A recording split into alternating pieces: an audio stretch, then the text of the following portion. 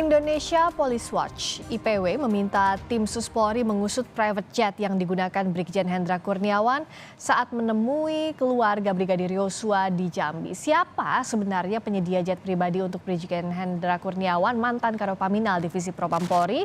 Kita akan bahas ini dan kemana harus diusut, apakah etik atau pidana, bersama dengan Yusuf Warshim, anggota Kompolnas, dan Saur Siagian, anggota Tim Advokasi untuk Hukum dan Keadilan.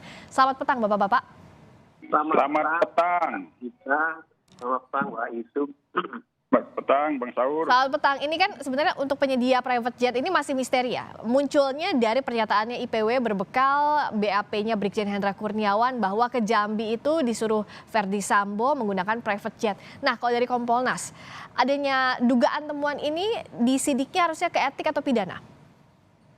Jadi begini, terkait dengan kasus FS dalam dugaan tindak pidana pembunuhan berencana ini kan sebelumnya telah beredar isu-isu yang itu kami pantau, salah satunya terkait dengan pengantaran jenazah itu ada isu menggunakan dugaan private jet. Nah, jadi itu sudah kami catat sebelumnya, isu-isu yang beredar.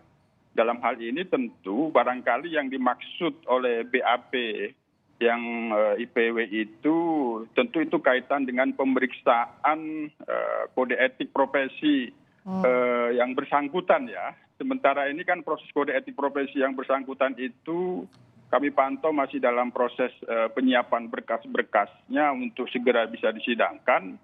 Tentu itu nanti seandainya betul ada dalam BAP, maka BAP yang dimaksud terkait dengan kode etik profesi Polri. Nah, kami sendiri di dalam memantau soal isu jet itu belum pernah mendengar itu kalau BAP di penyidikan tindak pidananya.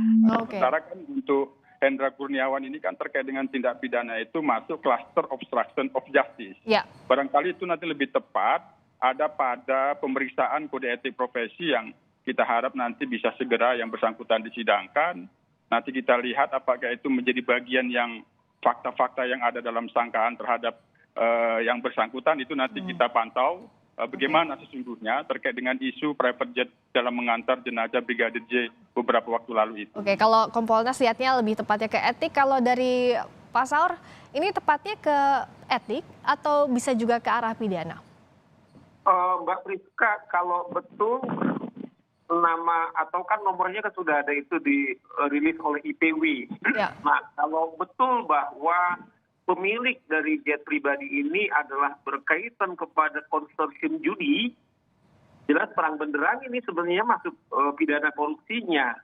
Artinya adalah ada upaya penyuapan-penyuapan yang dilakukan oleh pelaku atau pemilik judi ini, kemudian supaya penegak hukum kemudian melindungi dia. Nah, ini menurut kita ini sangat serius.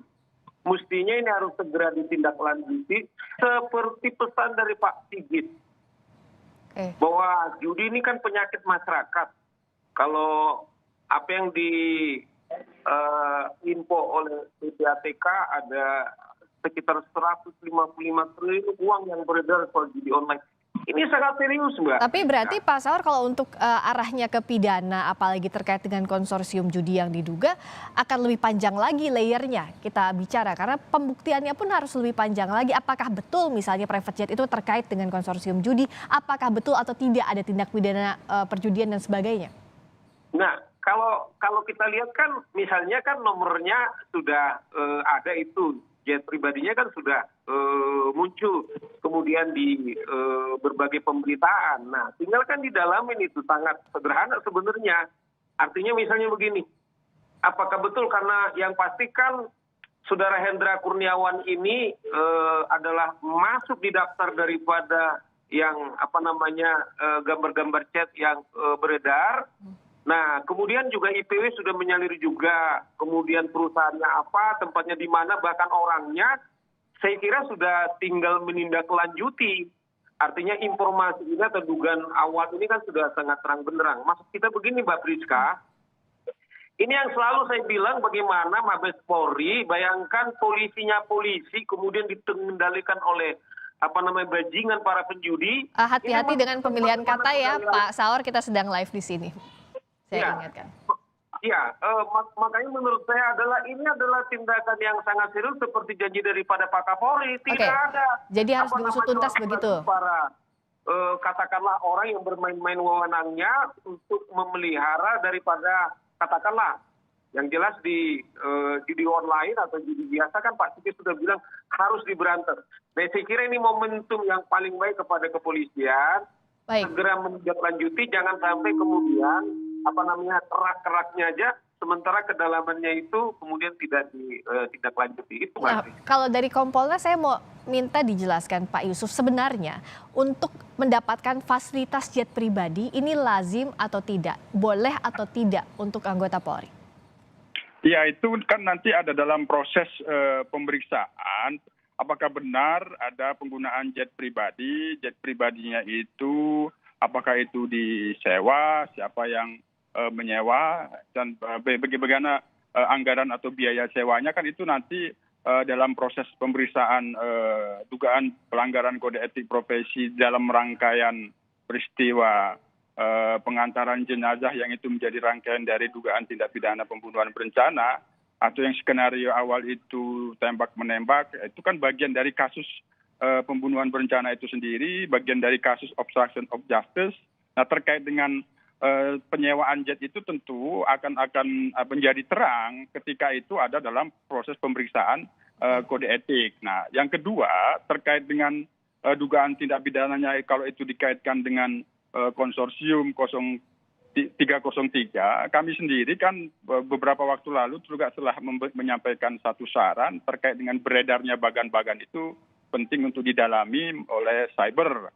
Nah, Pak Kapolri sendiri dalam pantauan kami juga kan menyampaikan bahwa persoalan itu juga didalami. Tapi sementara ini kami dalam pantauan belum bisa menyimpulkan bahwa dugaan penggunaan jet pribadi dalam pengantaran jenazah almarhum itu ada kaitannya dengan 303. Tapi sementara lebih pas catatan kami itu ada pada pemeriksaan dugaan pelanggaran kode etik Brigadir Jenderal Polisi Hendra Kurniawan, yang sementara ini kita tunggu kapan sidang kode etik profesinya. Mudah-mudahan itu menjadi fakta-fakta yang disangkakan terkait dengan penggunaan. Apakah penggunaannya itu dibenarkan atau tidak kalau memang ada dugaan penggunaan jet pribadi. Sebenarnya itu dibenarkan atau tidak. Kalau dari sisi tampak itu lazim atau tidak perwira Polri menggunakan jet pribadi jika benar dalam konteksnya penyidikan. Dalam hal ini kan juga waktu itu pengantaran jenazah Brigadir Yosua begitu ya Pak Saur?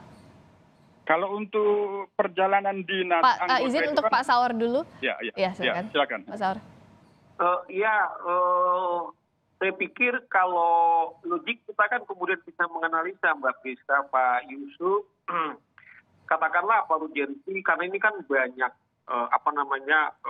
pesawat, apalagi kepolisian, tentu mereka ketika menggunakan katakanlah pesawat komersial, mestinya kan itu adalah yang lazim. Nah, tentu pertanyaannya adalah apa urgensinya kemudian harus menggunakan satu jet pribadi? Menurut saya ini sangat lazim, kecuali dalam hal tertentu seorang Kapolri misalnya ada kunjungan-kunjungan yang memang tidak mungkin kemudian dengan pesawat atau katakanlah darat, sehingga menggunakan jet-jet yang khusus seperti ini mungkin menyangkut hal-hal yang sangat strategik gitu loh.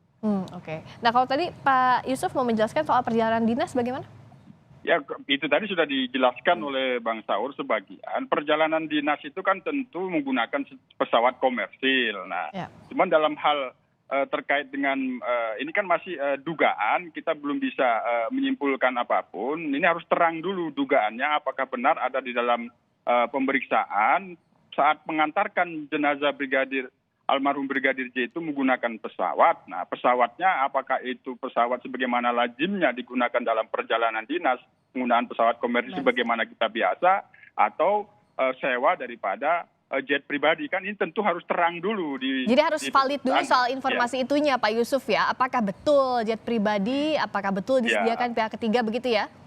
Iya betul, itu tentu yang harus kita menjadi perhatian kita, ini kita pantau. Maka ini kita tunggu proses sidang kode etik Hendra Kurniawan ini, apakah itu nanti ada dalam fakta-fakta yang disangkakan hasil daripada BAP pemeriksaan dugaan pelanggaran kode etik, jika pun benar, apakah itu pelanggaran kode etik menggunakan private jet itu dalam mengantar Brigadir J tersebut. Itu Mbak Priska. Kita tidak boleh berandai-andai, harus tahu dulu, harus clear dulu bagaimana duduk perkara harus dibuktikan. Tapi Pak Saur, tentu kan publik sekarang jadi bertanya-tanya, dalam konteks apa misalnya tindakan menggunakan private jet untuk pengantaran jenazah almarhum Brigadir Yosua ini dikategorikan pelanggaran etik, atau dalam konteks apa ini bisa masuk ke pidana, misalnya gratifikasi ataupun korupsi misalnya, ataupun suap, atau tadi bahkan terkait dengan konsorsium judi. Ini bagaimana mendudukannya secara sederhana dan mudah dimengertinya? Ya, sederhananya kan yang pasti beliau ini kan sudah melanggaran obstruction of justice. Yang pasti kan itu yang dia sudah sedang disidangkan, yang tinggal kita tunggu putusannya. Nah, sebenarnya dalam KUHAP, Mbak Priska, kalau kita lihat dalam bukti itu petunjuk, yang pasti waktu skenario yang pertama kan mereka ini berbagai cara melakukan upaya-upaya penutupan, yaitu skenario ada dugaan upaya pembunuhan atau pelecehan seksual, dan tentu mereka menggunakan seluruh, termasuk ada sekitar 100 orang, kemudian yang terlibat untuk menutupi kejahatan-kejahatan dilakukan oleh Ferdy Sambo dan kawan-kawan. Nah, termasuk kan saudara Hendra Kurniawan juga sudah dijerat. Tentu pertanyaannya adalah apakah alat-alat yang kemudian mereka pakai tiba-tiba alat yang jujur. Nah, terbukti semua ada sampai sekarang, telepon masih hilang, ponsel masih hilang. Nah, barangkali ini juga masih bagian daripada skenario itu, ya bisa kita lihat petunjuk, ini juga mungkin, ini juga petunjuk bahwa sesungguhnya penyidik Polri harus mendalami ini. Karena kita tidak, mengapa ini sangat serius Mbak Priska?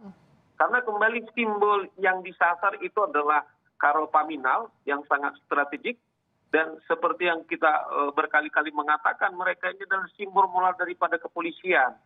Jadi menurut saya tidak lagi kita perdebatkan, kita dalamin aja informasi yang dari publik, karena kita ingat bahwa terbongkarnya kejahatan yang dilakukan oleh Ferdy Sambo kembali adalah karena partisipasi publik, karena kritisnya pers, kemudian semua kita. Jadi kalau kata Pak Saur, kalau ada informasi dari publik, jangan anti, tapi didalami begitu ya? Betul. Jadi gini, Oke, Pak, kalau dari Pak Yusuf gimana? Jadi begini, dari sejak awal kan ada ketidakprofesionalan di dalam mengusut kasus kematian Brigadir J ini. Ya. Ketidakprofesionalan itu kan itu ada yang tidak berwenang menangani kasus. Katakanlah itu kan propam. Ini kan ada tindak pidana, ada peristiwa pidananya. Yang berwenang mengusut pidana itu kan penyidik. Jadi terkait dengan mengantarkan jenazah almarhum Brigadir J itu tentu ada pada kewenangan penyidik. Nah itu tadi. Tentu kalau kewenangan penyidik yang mengantar jenazah, dia masuk perjalanan dinas mengantarkan jenazah. Ya. Maka bagaimana dengan pengantaran jenazah yang dilakukan oleh Karo Paminal pada saat itu, Brigadir Hendra Kurniawan ini, apakah dia masuk perjalanan dinas atau tidak? Nah itu nanti akan menjadi terang dalam berkas pemeriksaan dugaan pelanggaran kode etik yang bersangkutan, Mbak Priska. Karena sebenarnya kalaupun masuk perjalanan dinas secara legal, ada dokumen ya pasti begitu ya Pak Yusuf, ya bisa ditelusuri ya? Kami kira karena ada dugaan tidak pidana obstruction of justice, di dalamnya menghalang-halangi penyidikan, ada tidak profesional juga di dalam pengusutan pelanggaran kode etik, tentu itu pada saat itu yang mengantar jenazah itu tidak pada kewenangan sebagaimana mestinya penyidik, tapi dilakukan oleh propam. Ini menjadi persoalan yang tentu ada dalam berkas pemeriksaan yang bersangkutan, Mbak Priska. Oke, kalau Pak Saur lihatnya temuan ini bisa memperkuat adanya pidana obstruction of justice tadi, melengkapi sebagai petunjuk, atau jangan sampai juga mengaburkan pidana utamanya? Masing-masing, terakhir saya ke Pak Saur dulu. Saya kira memperkuat ya Mbak Priska.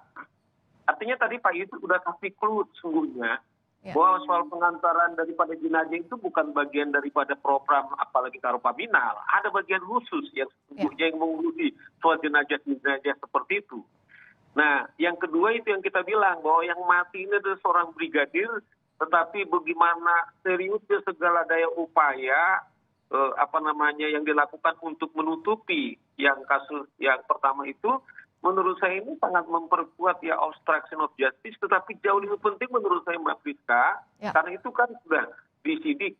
Tetapi bagaimana yang kita bilang judi-judi online ini atau para penjudi ini atau pebisnis gelap ini kemudian sangat merajalela di Mabes Polri, itu yang menjadi concern kita sekarang ini pasca kematian daripada Yosua ini.